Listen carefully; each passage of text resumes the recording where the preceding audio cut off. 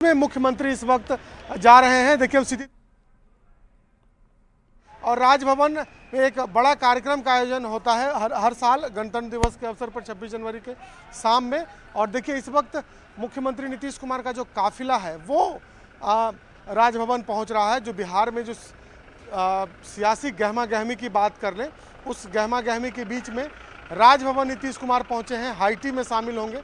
कई महत्वपूर्ण लोग इसके पहले राजभवन पहुंच चुके हैं। पूरे पटना से कई महत्वपूर्ण जो लोग हैं, अलग अलग संस्थाओं के तमाम लोग इस वक्त राजभवन में मौजूद हैं। भाजपा के भी कई नेता राजभवन गए हुए हैं। उम्मीद है कि तेजस्वी यादव भी पहुंचेंगे। हालांकि अभी तेजस्वी यादव राजभवन नहीं पहुंचे हैं, उन्हें भी आमंत्रण दिया गया है।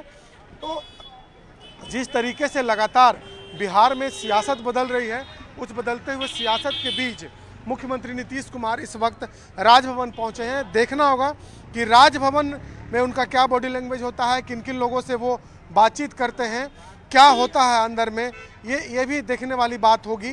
कि क्योंकि सुबह में जब गणतंत्र दिवस के परेड के समय जब नीतीश कुमार गांधी मैदान गए थे, वहाँ तेजस्वी यादव भी मौजूद थे और भी अन्य लोग वहाँ पर मौजूद थे, लेकिन दोनों में बातचीत नहीं हुई, दूरियां दिखाई दी। और इस वक्त भी देखिए राजभवन के बाहर की हम तस्वीर दिखा रहे हैं, जहां तमाम लोग इस वक्त मौजूद हैं, सुरक्षाकर्मी के साथ साथ तमाम लोग, और बड़ी संख्या में लोग राजभवन में पहुंचे हैं। इंतजार तेजस्वी यादव का हो रहा है क्योंकि इनविटेशन उन्हें भी गया है, उन्हें भी यहां आना है। कहा जा रहा था कि कुछ ही देर में तेजस्वी यादव भी राजभवन पहुंचेंगे।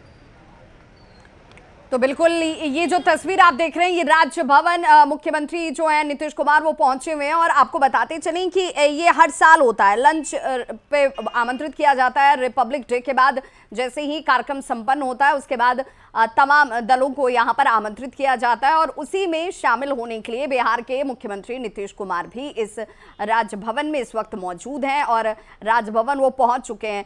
लेकिन जो सियासी हलचल है, जो सियासी घटनाक्रम है, उसमें अब आरजेडी जो है वो बड़ी मुखरता के साथ ये बात कह रही है कि भाई अब हम भी इस बात को स्वीकार कर चुके हैं कि असमंजस वाली स्थिति है और ये असमंजस ठीक नहीं। और ये सीधी तस्वीरें राजभवन की इस वक्त आपके टीवी स्क्रीन पर, जहां पर लंच में शामिल होने के लिए बिहार के मुख्यमंत्री नीतीश कुमार जो है वो राजभवन पहुंच चुके हैं। और सिर्फ मुख्यमंत्री नीतीश कुमार ही नहीं, बीजेपी के भी कई बड़े लीडर्स यहां पर पहुंचे हुए हैं। डिप्टी सीएम तेजस्वी यादव को भी आमंत्रित किया गया। हालांकि जो जानकारी हमारे सहयोगी शैलेंद्र दे रहे हैं ग्राउंड जीरो से, बता रहे हैं कि डिप्टी सीएम तेजस्वी यादव अभी नहीं पहुंचे। और देखिए यहां पर मुख्यमंत्री ने अपनी कुर्सी संभाल भी ली है, वो उस जगह पर जाकर बैठ गए जो कि उनके लिए पहले से यहाँ पर अधिकृत थी। और अब इंतजार देखिए तमाम दूसरे गणमान्य लोगों के पहुंचने का भी किया जा रहा है।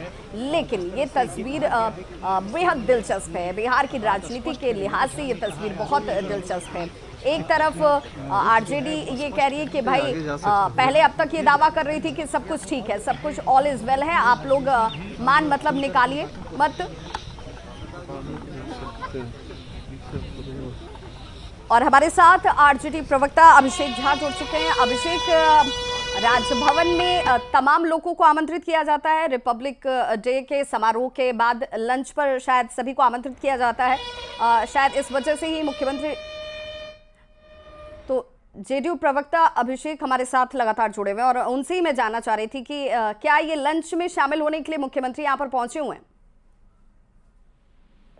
ये तो एक हर साल की पद्धति रही है कि इस दिन एक हाईटी का आयोजन होता है माननीय राज्यपाल महोदय के द्वारा, वहां वहीं बुलाते हैं सबको, सब लोग उसमें उपस्थित भी होते हैं। कितने लोग वहां पहुंच पाए हैं इस बाबत तो जानकारी हमारे पास नहीं है, लेकिन एक ये सामान्य घटनाक्रम है, इसके कोई राजनीतिक नेतार्थ नहीं। अभिषेक, चूंकि आपसे ही जानना चाहूंगी, बड़ी कंफ्यूजन वाली स्थिति है, आखिर हो क्या रहा है बिहार में? क्यों आम जनता जानना चाहती है, आरजेडी क्या जानना चाहती है इससे मतलब नहीं, बीजेपी क्या कर रही है सोच रही है उससे मतलब नहीं, लेकिन आम जनता को तो जवाब देना होगा, उसकी तो जिम्मेदारी और जवाबदेही आप लोगों की है। आखिर ये हो क्या रहा है?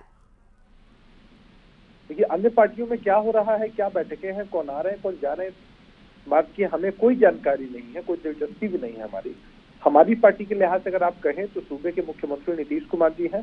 महागठबंधन का स्वरूप उन्होंने बिहार में तैयार किया, इंडिया अलायंस के निर्माण में महत्वपूर्ण भूमिका अदा की।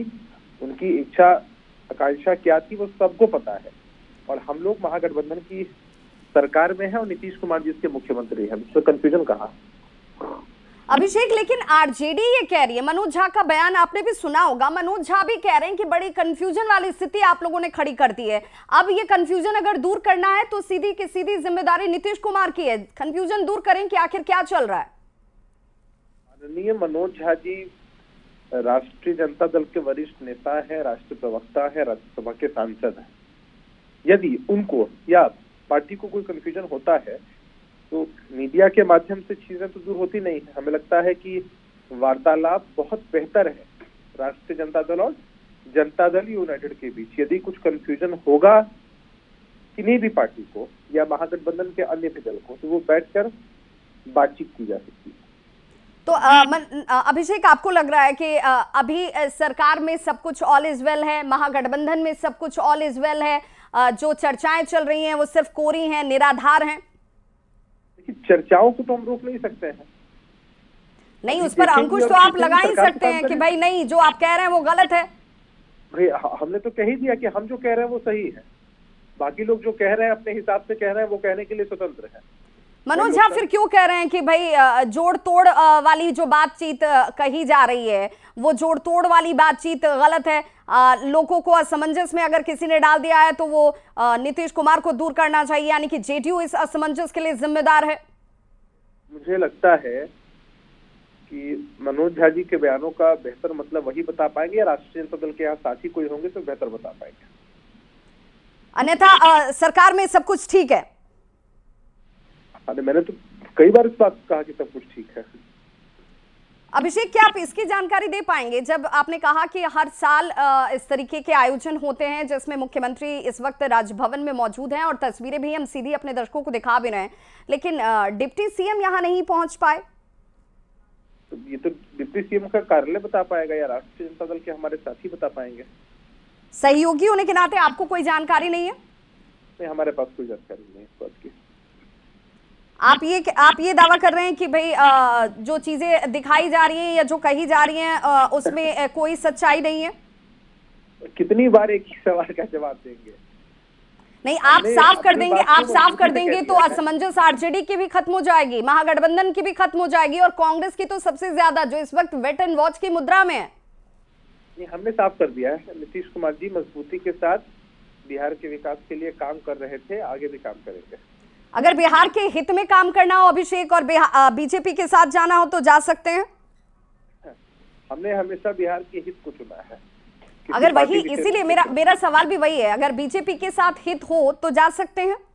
हाइपोथेटिकल सवाल है, अगर और मगर पर जवाब दे पाना उतना उचित नहीं होता है, जहां तक मेरी समझ है, और बिहार के हित को हम कभी कॉम्प्रोमाइज नहीं होने देंगे। चलिए, बहुत बहुत शुक्रिया अभिषेक हमारे साथ जुड़ने के लिए। जेडीयू प्रवक्ता अभिषेक झा ये कह रहे हैं कि बिहार के हित में जो होगा वो किया जाएगा, लेकिन इस बात का जवाब उन्होंने नहीं दिया कि अगर ये हित बीजेपी के साथ सध रहा हो तो क्या इसकी भी गुंजाइश है। लेकिन उन्होंने ये जरूर कहा कि जो सही होगा, जो उचित होगा, उचित वक्त पर जरूर किया जाएगा और बिहार के हित में किया जाएगा, इसीलिए कहा जा रहा है। और आरजेडी ये मांग कर रही है कि असमंजस को दूर कीजिए भाई, अब तो असमंजस सचमुच दिख रहा है। और ऐसे में नीतीश को आरजेडी की तरफ से अब 2 टूक कह दिया गया है कि अब आपको ही सामने